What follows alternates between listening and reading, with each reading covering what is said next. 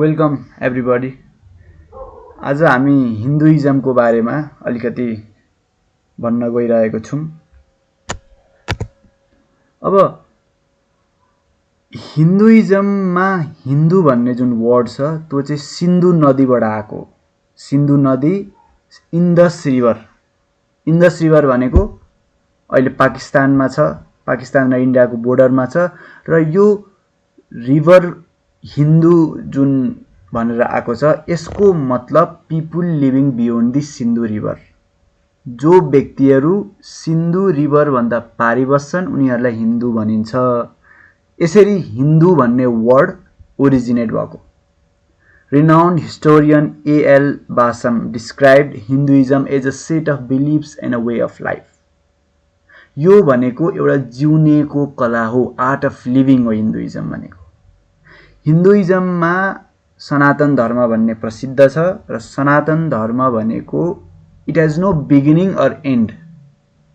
सनातन धर्मको कुनै बिगिनिङ पनि छैन, कुनै एन्ड पनि छैन। अर्को महत्त्वपूर्ण कुरा अद्वैत वेदान्तमा आदि शंकराचार्यले के भन्नुभएको छ भन्दाखेरि जगत सत्यम जगत मिथ्या जीवो ब्रह्मैव नापर भनेको Brahma is real, the world is an illusion and the individual soul is none other than Brahma.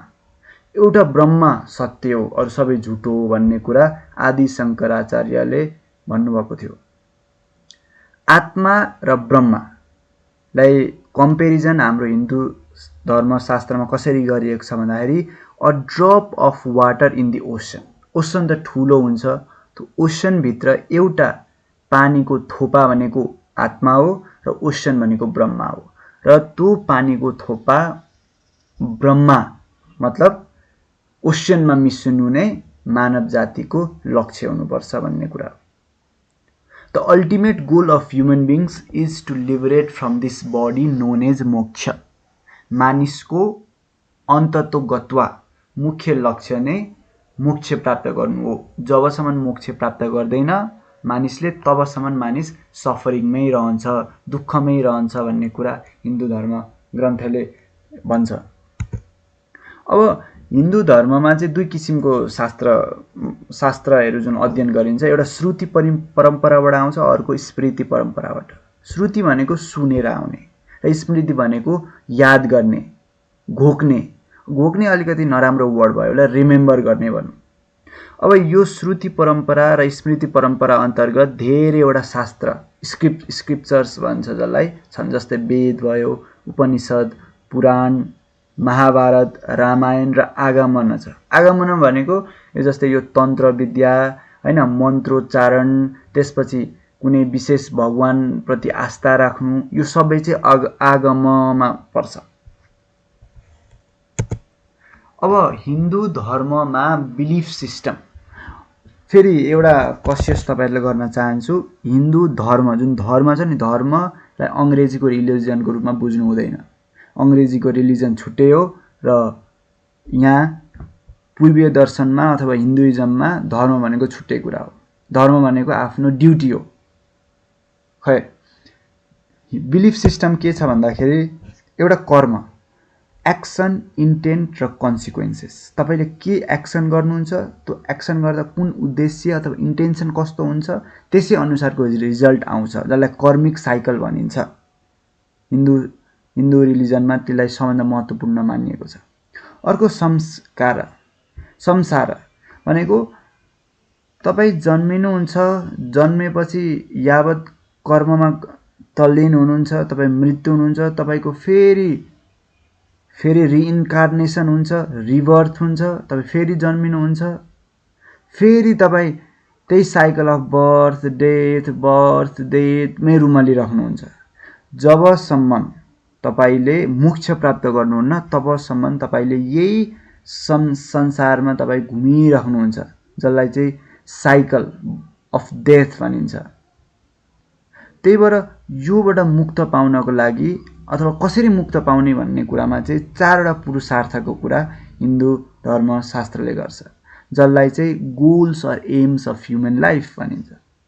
धर्म, अर्थ, काम र मोक्ष। मनुष्यले, मानव जातिले आफ्नो धर्मको पालन गर्नुपर्छ। धर्म भयो भने अर्थ आफै आउँछ, अर्थ भयो भने काम पनि पुरा हुन्छ। र धर्म अर्थ र काममा मात्रै मानिस उलझ्नु हुँदैन। मानिसको अन्तत्वगत मोक्ष प्राप्त गर्ने, शरीर छाडेर आत्माबाट परमात्मामा जाने अथवा ब्रह्ममा जाने एउटा पानीको थोपा जसरी ओसनमा विलिन हुन्छ त्यसरी नै मानव जातिको उद्देश्य शास्त्र अनुसार तोकिएको छ। अब रिलिजियस प्र्याक्टिस एन्ड परम्परामा धेरै किसिमका हुन्छन्। एउटा भक्ति परम्परा हुन्छ, अर्को पूजा हुन्छ, अर्को यज्ञ गरेर हुन्छ अथवा ध्यान र योग गरेर चाहिँ हामीले प्र्याक्टिसहरू गर्छन् हिन्दुइजममा। पहिलो कुरो भक्ति परम्परा।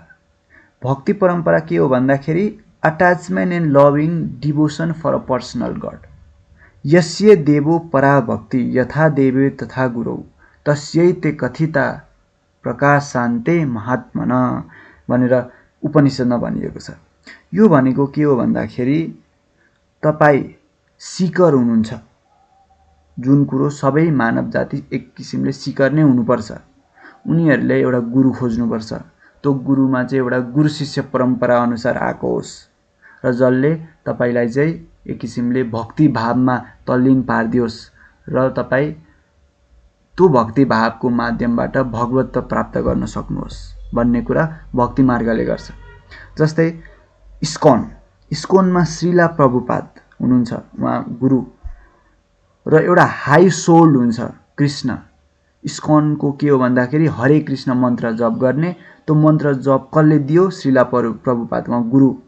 उहाँको अन्डरमा बसेर शिष्यहरूले भक्ति गान अथवा भजन कीर्तन गर्नुहुन्छ र त्यसको अल्टिमेट लक्ष्य भनेको के हो भन्दाखेरि त्यो लर्ड कृष्णसँग पुग्नु हो भनेर भक्ति परम्पराले भन्छ। जस्तै यहाँ ब्याकग्राउन्डमा मानिसहरू नाचिरहेको देखिएको छ, यो चाहिँ इस्कॉनकै कुरा हो। श्री कृष्णलाई प्राप्त गर्नको निम्ति उहाँका शिष्यहरू हैन कुनै निश्चित गुरुसँग त्यही इस्कॉनकै श्रीला प्रभुपादको गुरु शिष्य परम्परागत अन्तर्गत उहाँहरू भक्तिमा तल्लीन हुनुहुन्छ। अर्को पूजा। पूजा भनेको के हो भन्दाखेरि यसलाई बेसिकली बुझ्दाखेरि पितृ ऋण, पितृ उद्धार, श्राद्ध अथवा एउटा रिचुअल हो भनौँ न। मरिसकेको मान्छे अथवा जिउँदै मान्छेको सम्झनामा गरिने एउटा रिचुअललाई पूजा भनिन्छ। अब यो घरमा डेली पूजाबाट पनि हुनसक्छ, अकेजनल्ली तपाईँ टेम्पलमा जान पनि सक्नुहुन्छ, एनुअल फेस्टिभल्स हुनसक्छ जस्तै होली हैन, करवा चौथ एक्सेट्रा हैन।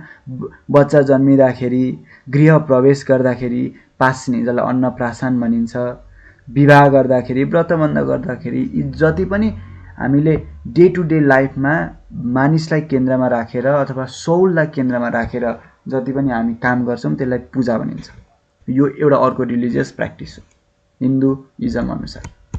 अर्को महत्त्वपूर्ण कुरा यज्ञ छ, act of devotion, worship, offering in fire. तपाईँ हवन गर्नुहुन्छ, यसमा एउटा फायर हुन्छ, हवन हुन्छ, जसमा पण्डितको थ्रुबाट तपाईँ सङ्ग्स मन्त्र जप्नुहुन्छ र फायरमा चढाउनुहुन्छ, अग्निदेवमा चढाउनुहुन्छ, जसको उद्देश्य भनेको भगवानबाट अथवा एउटा डाइटीबाट बेनेडिक्सन पाउनु हो, आशीर्वाद पाउनु हो। तपाईँले केही उद्देश्यको लागि त्यो यज्ञ गर्नुहुन्छ, त्यो फुलफिल गर्नु हो। Spiritual exchange between gods and human beings भनेकै यज्ञ हो। अर्को चौथो रिलिजियस प्र्याक्टिस भनेको ध्यान र योग हो। ध्यान भनेको कन्सन्ट्रेसन अफ माइन्ड र योगा भनेको जोड हो। पतञ्जलि योग सूत्रमा योग चित्त वृत्ति निरोध भनिन्छ। मतलब त्यो चित्तलाई निरोध गर्नु, चित्त वृत्तिलाई निरोध गर्नु भनेको थटलेसनेसको अवस्था, विचार शून्यताको अवस्था, जसलाई बुद्धिज्मले, तान्त्रिज्मले, जैनिज्मले, विभिन्न धर्मले अँगालेको छ। The purpose of yoga is for moksha and moksha is the path of conjuncture of आत्मा and परमात्मा अथवा ब्रह्मा भन्ने कुरा चाहिँ अघि पनि हामीले गरिसकेका छौँ। अब भगवत गीतामा योगाको पनि कन्सेप्ट छ। योगा भनेको खालि फिजिकल एक्टिभिटी मात्रै होइन, योगा भनेको एक किसिमको मेन्टल एक्टिभिटी हो। यसमा कर्म योग पर्छ, जसलाई योगा अफ एक्सन भनिन्छ। अर्को भक्ति योग पर्छ, जसलाई योगा अफ डिभोसन भनिन्छ। अर्को ज्ञान योग पर्छ, योगा अफ नलेज। तपाईले कर्म गरेर, भक्ति गरेर र ज्ञान प्राप्त गरेर तपाईले आत्माबाट परमात्मा, आत्माबाट ब्रह्म अथवा मोक्ष प्राप्त गर्न सक्नुहुन्छ र यो कस्मिक साइकलबाट तपाई रिलिज हुनुहुन्छ। स्वर्गको द्वार तपाईको लागि खुल्ला रहन सक्छ। त्यसको लागि धेरैवटा पाथहरू हिन्दुइजमले भनेको छ। र मैले अघि पनि बारम्बार मोक्षको कुरा गर्दाखेरि मानिसको 4 वटा पुरुषार्थ हुन्छ। काम हैन, 4 वटा पुरुषार्थ हुन्छ। त्यो 4 वटा पुरुषार्थ हामी अघि नै गरिसकेका छौं। कर्म, संस्कार, पछि पुरुषार्थ धर्म, अर्थ, काम, मोक्ष। र मान्छेले आफ्नो धर्मको पालन गर्ने, अर्थ आउँछ, अर्थको पालन गरेपछि काम आउँछ, कामको पालन गरेपछि धर्म, अर्थ, काम, मोक्ष प्राप्त हुन्छ। मोक्ष प्राप्त हुन्छ मतलब त्यो लाइनमा जाने। The ultimate goal of human being is to liberate from this body and be in Brahma.